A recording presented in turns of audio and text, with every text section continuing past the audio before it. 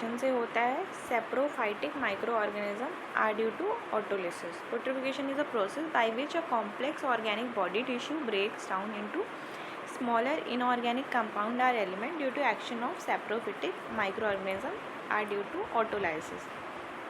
Putrefaction usually follows disappearance of rigor mortis.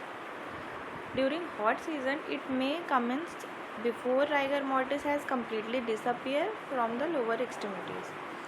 मतलब ये usually जो है राइगर मॉर्टिस के बाद होता है पिट्रिफिकेशन, और फिर अगर हॉट सीज़न है तो मतलब उसके पहले ही, राइगर मॉर्टिस के जाने से पहले ही थोड़ा चालू हो जाएगा. After death the body protective function are absent and its defense barrier is lost. Saprophytic microorganisms which cannot invade body during life and physical and chemical agent which are present in the environment all act on the body. मतलब death के बाद हमारा जो protective function है body का, जिसकी वजह से जो सैप्रोफिटिक माइक्रो ऑर्गेनिज्म है वो इन्वेड नहीं करते थे, पर आफ्टर डेथ ये इन्वेड करने लगते हैं और इसकी वजह से जितनी भी रिएक्शंस होती है वो होने लगती हैं और पिट्रिफिकेशन हो जाता है. Further some body chemicals and enzyme which are useful in different metabolic processes.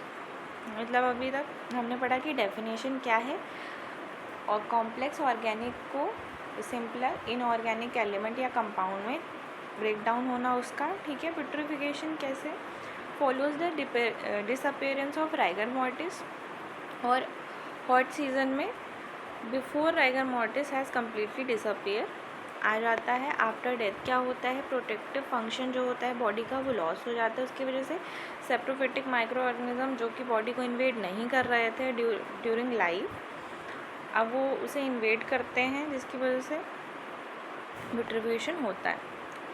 Micro organism जो इन्वॉल्व हैं क्लॉस्ट्रीडियम परफ्रिंजेस जो कि लेसिथिनेज एंजाइम जो है रिलीज़ करेगा. Staphylococcus, non haemolytic, streptococcus, diphtheria and proteus are important once.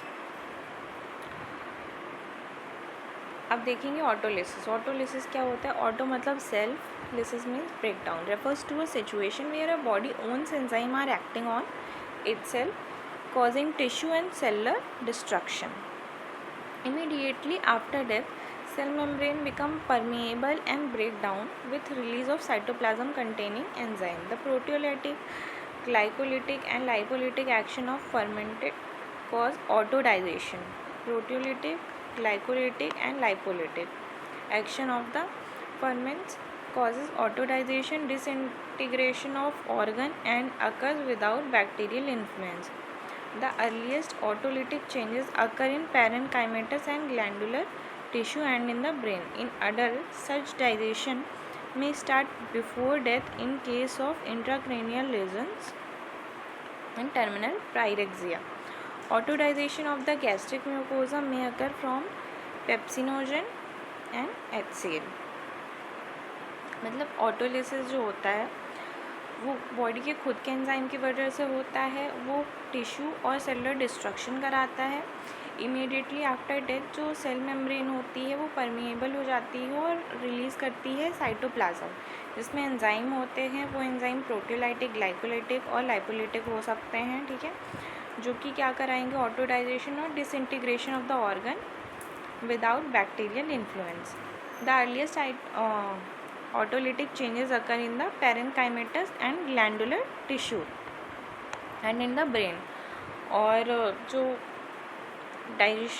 मतलब gastric mucosa में ऑटोडाइजेशन होता है वो पेप्सिनोजन और HCl की वजह से होता है.